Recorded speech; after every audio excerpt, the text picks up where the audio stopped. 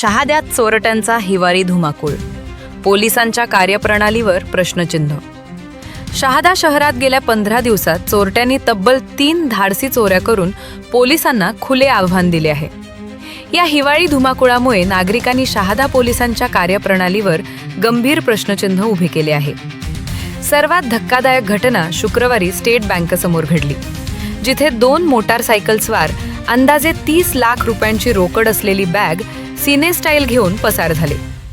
यापूर्वी गुरुवारी मध्यरात्री महाराणा प्रताप चौकातील मंदिरातून चोरट्यांनी दानपेटी फोडून 1 ते 1,50,000 रुपये चोरले. विशेष म्हणजे त्यांनी पुरावा नष्ट करण्यासाठी सीसीटीव्ही कॅमेरे बंद केले आणि DVRही काढून नेला.